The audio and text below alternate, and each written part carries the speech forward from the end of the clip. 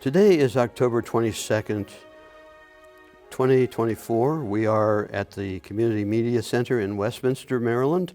My name is Bill Palm, and joining me today is Billy Hatfield, I apologize, who served in the Army about 10 years ago, 5 years ago? Yep. Went in active about 5 years ago. Okay. And today we'll talk about his service, and thank you for being with us today, Billy, and sharing your story of service. Absolutely. Thank you for having me. And why on earth did you join the Army when you did? So I joined in 2000, Mm-hmm. and it was actually me and a good friend of mine. We were working together at the time, and I was always very patriotic growing up, and was also just very, grew up in the 80s with all the action movies and all that, so that was definitely inspiring and what. Oh, yeah. And I just really wanted to serve my country and also be able to do, all the cool stuff with. And that was before 9/11. Yes, sir. Yeah, so you had no sense that it was some major earth-shattering experience that you needed to deal with. It was, I had no idea what was coming. okay, and you entered basic training. So I joined early March of 2000, and I shipped off for basic at the end of March. Okay, and what was that like? That was an eye-opening experience for sure. Because I went in completely blind. I knew nothing about like the inner workings of the Army. And yeah, that was something that'll definitely, I was asking myself, I'll never forget being on the bus. You have a duffel bag on your back and your front, and you get the drill sergeant yelling at you. I remember thinking, what did I get myself into? Yeah. But, as you progress, you start, it goes from that, what did I get myself into, to being very proud of what you're doing. And I tell you what, walking across that stage and graduating basic was one of the most just proud and sense of accomplishment times of my life. Good. And then you went to advanced individual training? Yes, sir. And combat engineering? Yes. Yes. What was that like? So that was actually a lot of fun. It was still, so I did OSUT training, which was one station unit training. So it was all just together. I went right from basic right into AIT, and Where was that? What? it was out in Fort Leonard Wood in Missouri. Oh, Fort Lost in the Woods. Yes, sir. Yeah. And we spent time on the demo range doing, using C4 TNT shape charges, and like we went to dig holes. We would use shape charges to actually blow holes down through the ground. It was fun using deck cord, and then we also would do assault float bridging. So we got to, we were one of very few MOSs that have boats in the Army, or small boats, but still boats. And the bridging aspect was very fun too, clearing minefields. The whole mission, our whole objective was to breach obstacles. That was our whole mission. Yeah, so you're trained to be out in front of the infantry. Exactly. We make sure nothing slows them down. Yeah, you're right. And then did you go, were you deployed directly, or did you get some stateside duty? So came back, I want to say, so by the time I went through basic AIT, got back home, it was probably just turning 2001. And then I was stationed Fort Belvoir in Virginia, and with the 299th Engineer Company, which outstanding unit, and they became my family. and I loved it. And I was very lucky to have some really, really great NCOs and officers that were real leaders and were great at mentoring young soldiers. And so we trained for, and then of course 9/11 happened, which changed everything.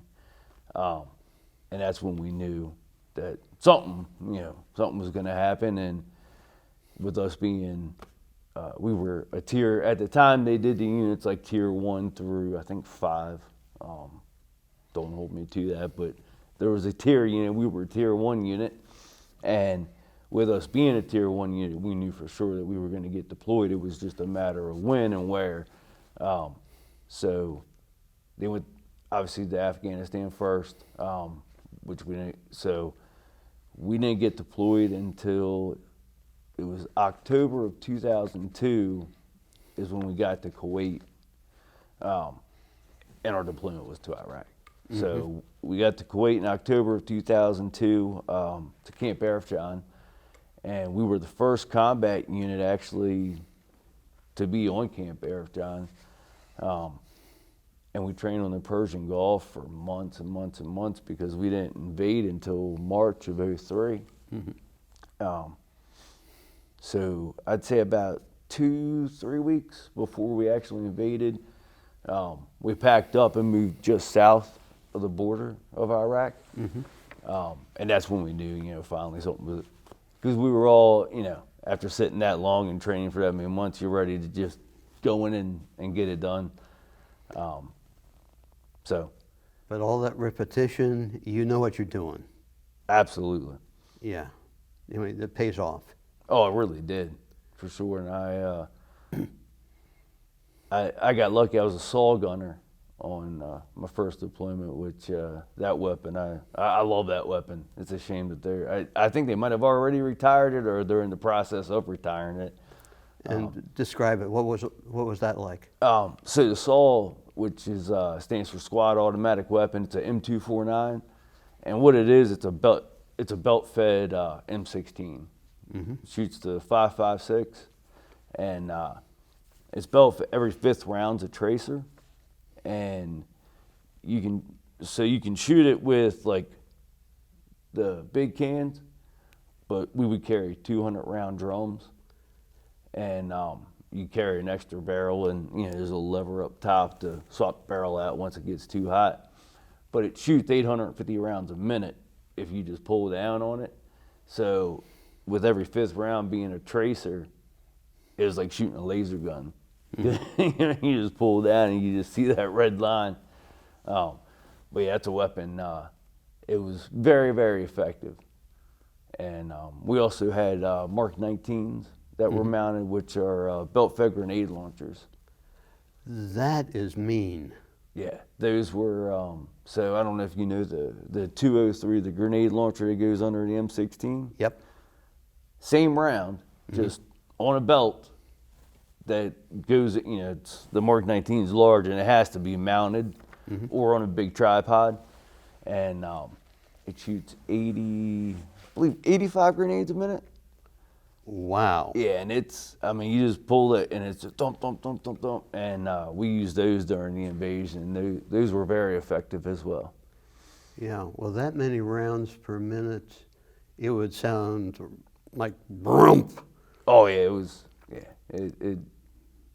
Yeah. It slung them out there. Yeah. It's just, the world keeps changing, doesn't it?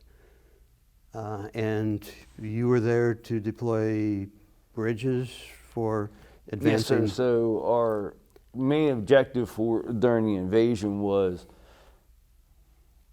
we had anticipated, so we called it Route Tampa, which that's what it was called throughout the entire war in Iraq. And it's essentially like I-95 through Iraq. And there's one bridge there about 10 miles or so south of Baghdad that we anticipated they were going to blow up to try to slow us down. And since my unit specialized in assault float bridging. That was our whole mission. We were attached to the 3rd Infantry Division, the 3rd ID, with the 1st BCT, 1st Battalion Combat Team. So we were literally the tip of the spear. And sure enough, they blew the bridge. And what we did was we would build rafts at first and raft across all the armor, the M1s, the Bradleys, get them across. Once we got all the armor across, we start popping the ramps off and putting the bays together, and it actually looks like a road. It even has painted lines on it, just like a road does. So we just built the bridge across the river. Everybody keeps going, and we didn't miss a beat. How long were you in country? I was in country, let's see, so from March, on my first one, during the invasion, from March until, I want to say August or September. Okay. And then you didn't deal with occupation after that. You came home. Yes, sir. Yeah. Okay. And came home, still with 299th Engineer Company. And there was a 7-year gap because I went back again in 2010. What did you do in the meantime? Was with my reserve unit. Okay. And, so you had a regular job. yes, sir. So I was doing my civilian job as well as doing reserves, my military, and which is very hard to juggle, and especially you got to meet the same standard. But I enjoyed it very much, even though it was stressful at times. The military was by far the best decision I ever made. Joining the Army was. I would definitely do it over again. They will always be family to me. Yeah, I have to ask. You have your hat on backwards, and what's in front? Oh, so it's the Under Armour with the. Okay, with a flag. Yep. And on the back it says freedom. Yes, sir. And I actually got this. I work on Fort Detrick. Yeah. For my civilian job, so I actually got this at Fort Detrick. Yeah. And then you got called back to active duty. Yes, sir, in 2010. So we went back to Iraq again. And it was...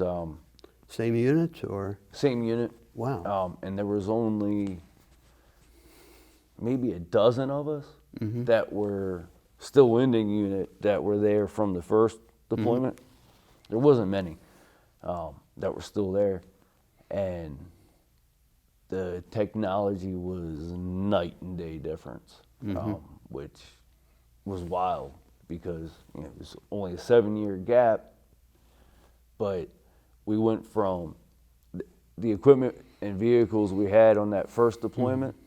I mean, you literally could have shot a pellet gun through my door on that first deployment, and we had MRAPs on the second deployment, which are the MRAPs are a family of vehicles. They're the MRAP stands for mine resistant, ambush protected. Okay.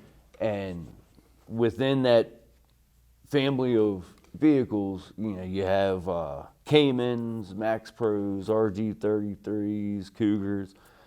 I know I'm probably missing a bunch. But my personal favorite was the Cayman. So why? Just the style of it and the setup inside. Tell me about it. It is essentially an SUV on steroids. It was amazing. I loved that vehicle. And it was funny. My cousin actually sent me deer antlers to put on the front. We called it, so we had what was called a rhino. It was this little metal arm you would put out, and it had a wood box on it, which had diesel glow plugs in it because some of the IEDs were heat activated. So that way it would blow off that rhino and not hit the vehicle. And I put the deer antlers on the front of the rhino. But yeah, that truck was amazing. you had the gunner turret up top, and then it was all up armored. The glass was probably about that thick. The armor was so heavy on it that you couldn't physically open the door. They were motorized. You had a switch to open the door to get in. I'm just thinking, how many gallons to the mile did you get? Oh, not many. Yeah, many. I was purposely flipping that over. It's just, I'm sure it really just ate gasoline. Oh, yeah. And the technology in it, though, was amazing. I had a touchscreen computer, which was called, they called it the BFT, which was Blue Force Tracker. And it showed me every vehicle that was U.S. in Iraq at the time. And I could touch on that icon, and it would automatically sync my radio with theirs. So, like, I could sync up with Apaches or other armor and call in air support. It was great. It was also, too, you could pick your routes. You could get live satellite footage. It was amazing. And we also had, it was called a crew system, where it put a bubble out around the vehicle, which would cut any like cell signal. So, because a lot of times they would detonate the IEDs with cell phones. And then we had a boomerang on it, and this was wild. If we got shot at, my boomerang alarm would go off, would tell me how far away the shot was, what elevation, and then it would say, shot was at 1 o'clock, 170 meters out, at whatever elevation. And I mean, it was wild. That is just incredible. It was very impressive. Yeah. For clarity, what was your mission on the second tour? So my mission on the second tour, I was convoy commander. I was lead vehicle. Okay, you were a staff sergeant? Yes, sir, on the second one. And I was in charge of all the critical bridges from Baghdad south. So what I would do is take my section out, which was essentially a platoon size element, and we would go down and make sure all the bridges were clear of IEDs in proper order, because they had been there for some of them 7, 8 years. We would clear any. One of them, we had a ton of brush, which was constantly a problem because they had IEDs in the brush, and so I got the idea of seeing, I was thinking, well, if we burn all this brush down, so I wanted to see if there was any unit in country that had flamethrowers, and sure enough, there was. There was one company, and I believe they were on Balad, and they were thrilled because they actually were able to use it. And it was essentially this trailer, and you hook these hoses up to these flamethrowers, and I mean, it worked like a champ. Stuff was like napalm, and so we burned all that brush down. Never had a single problem with an IED sense on that branch. So it worked very well. I got a bunch of pictures of that. That was a fun day. But so yeah, so my main objective was just making sure that all those bridges were clear and good working order, and keeping it safe. Did you ever hit an IED? Yes. So we got hit by several small ones, which didn't do much because we were in the such up armored vehicles. We took small arms fire a few times, but again, in the up armored vehicle, that helped. I mean, that vehicle saved my life at least a few times, that's for sure. I would not be sitting here talking to you if it weren't for that vehicle. Yeah, and how long were you in Iraq this second tour? I was there, trying to think when we touched ground. I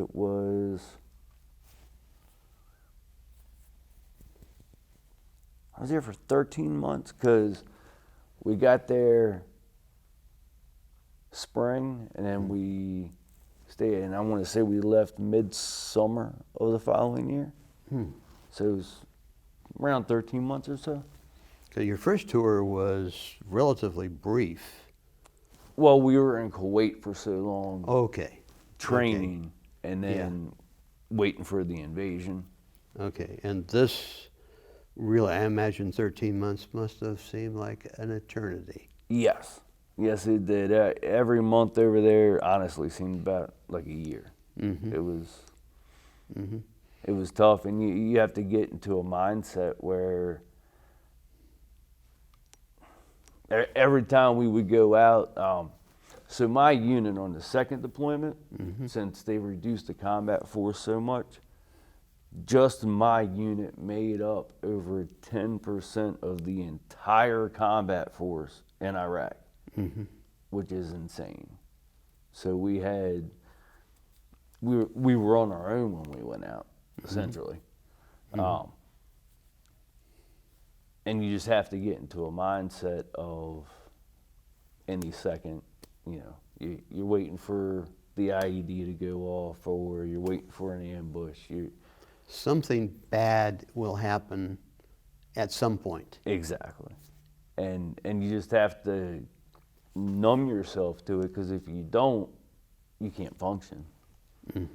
And that's a very hard transition to go from spending so much time living in that environment, and then you come back to the civilian side and it's complete opposite, and it's very tough.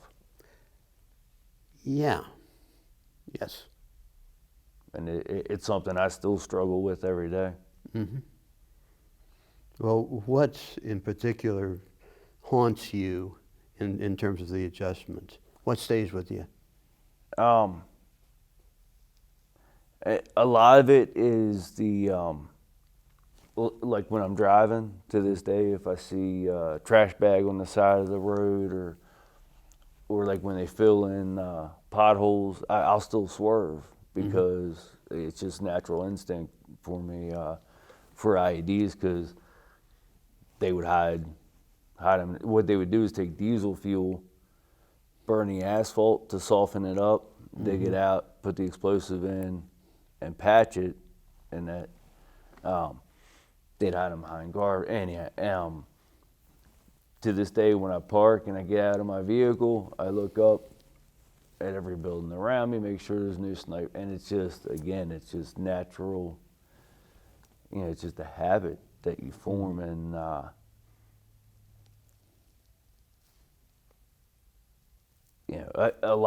feel a lot of people have forgotten about the Iraq and the Afghanistan, the war on terrorism, and it's with me every hour of every day, and I know there's hundreds of thousands of other people out there just like me, and that's what I feel for all of them, and that's, I have nothing but love for every man and woman that served, and the utmost respect, because it's a very hard thing to do, and then come back and then try to be there for your family and be that civilian again. Now, you got a Bronze Star for your service, and I think you're proud of that. Yes, sir. Okay, tell me about the service towards the end of your tour that, kind of ingrained that in the notion in your superiors that you warranted that award. So I volunteered essentially for any mission. With me being convoy commander and being lead vehicle, we got to know, my vehicle knew all the routes very, very well. So I was the TC, which was the truck commander. So I'd be in the passenger seat, and I had a driver and I had a gunner. And I went and asked both of them before I volunteered, because I didn't want to volunteer for them and put their life on the line. And of course they were like, Sergeant Hatfield, anywhere you go, we're going with you. So I went up to our TOC, which is our unit headquarters, talked to the captain at first sergeant, told him, any mission that comes our way, please. And my truck got so well known that I would have battalion commanders from other FOBs call our unit to get my truck to go to their FOB and lead other units, just because we knew the route so well. But also too, I would, there was times we'd be out taking fire and trucks. I remember one time an axle broke on a truck, and we were taking fire. And it was during, they call it a RIP mission, where a new unit's coming in that was going to replace us. And we were teaching, it's like a left seat, right seat, where you're showing them what to do. Well, nobody wanted to get out because we were taking fire to hook up the slings. So I got out and hooked the slings up and didn't skip a beat with it. And I'll never forget this one private looked at me. He's like, "Sergeant, you're crazy." And so I guess it was, just things like that. Also, too, I really enjoyed mentoring and teaching new soldiers, and that's something I still love to teach and mentor. So, and I was, I tried to, I always did the best I could to accomplish the mission. You were injured? Yeah. When I've had both my hips replaced. But all the nerve endings in my back, my lower back singed off. I have a vertebrae in my neck, I have 3 of them that are like on a 45-degree angle, and I have all. So I got 90% disability. And then as a civilian, what did you end up doing? You're still doing construction, engineering type stuff? Yes, sir. So I work for the NCI, the National Cancer Institute, and for Leidos, and we're on Fort Detrick. And I'm a construction administrator, so what I do is essentially act as an owner's rep for the Army Corps of Engineers and for the NCI. And we do, my team's mission is to make sure the scientists have everything they need to accomplish their mission. It's been a real pleasure talking to you, and thank you very much again, Billy, for your time and for sharing your memories with us today. And do take care of yourself. Thank you very much, sir. I appreciate you having me. Okay.